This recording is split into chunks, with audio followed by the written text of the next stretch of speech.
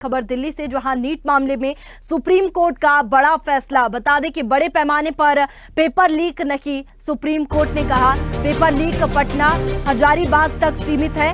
NEET परीक्षा दोबारा कराने की मांग खारिज की है। परीक्षा में व्यवस्थागत चूक नहीं, पेपर लीक सिस्टमेटिक फेलियर नहीं है। बता दें कि पेपर लीक व्यापक स्तर पर नहीं हुआ है। सुप्रीम कोर्ट से दोबारा परीक्षा कराने की मांग खारिज हुई है। कोर्ट ने कहा कि सिर्फ 2 सेंटर्स पर गड़बड़ी हुई थी। 30 सितंबर तक एक्सपर्ट कमेटी से रिपोर्ट मांगी है।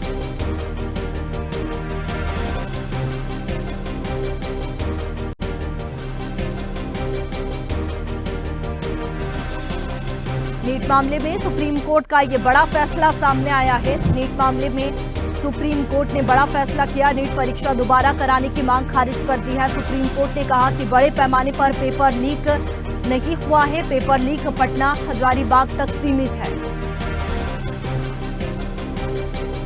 तो नीट मामले में सुप्रीम कोर्ट का ये बड़ा फैसला सामने आया है। नीट परीक्षा दोबारा कराने की जो मांग थी वो सुप्रीम कोर्ट ने खारिज कर दी है। बड़े पैमाने पर पेपर लीक नहीं हुआ है। सुप्रीम कोर्ट का कहना है कि पेपर लीक पटना हजारीबाग तक सीमित है।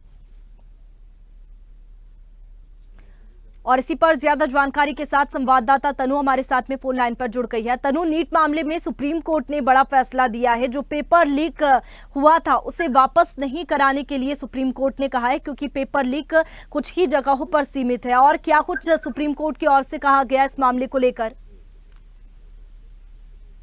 जी बिल्कुल वैष्णवी, देखिए नीट पेपर लीक का जो ये मामला है, अब सुप्रीम कोर्ट ने फाइनल फैसला सुनाया है और कोर्ट ने ये बात कही है कि हमने सभी पक्षों की दलीलें सुनी है और उस दलीलें सुनने के बाद हम इस नतीजे पर पहुंचे कि एक सिस्टमैटिक फेलियर नहीं है और जो पेपर लीक हुआ है उसका इफेक्ट सिर्फ और सिर्फ हजारीबाग और पटना तक ही सीमित है।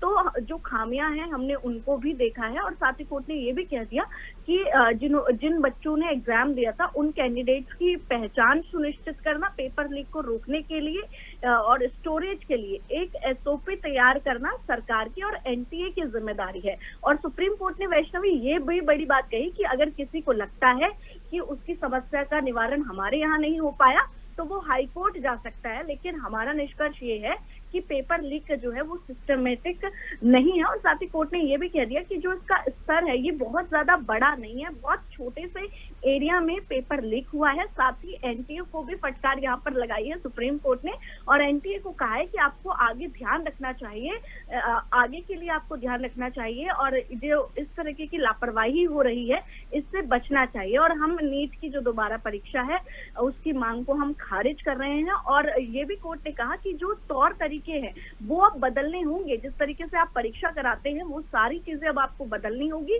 साथ ही जो क्वेश्चन पेपर बनाया जाता है और जब तक परीक्षा खत्म नहीं होती उस तक जो कठोर जांच है वो आपको सुनिश्चित करनी होगी। साथ ही उन्होंने ये भी कहा है कि जो अब खुले में जैसे कि ई रिक्शा में जो पेपर जो है वो ट्रांसपोर्ट कराए जाते हैं उसको अब आपको बंद करना होगा। बिल्कुल तनु, कई तरह के रेस्ट्रिक्शंस भी यहाँ पर दिए गए हैं और इसी के साथ में जो मांग थी दोबारा पेपर कराने की वो भी खारिज कर दी है सुप्रीम कोर्ट ने। ये बड़ा फैसला सुप्रीम कोर्ट का है। शुक्रिया तनु आपका तमाम जानकारी के लिए।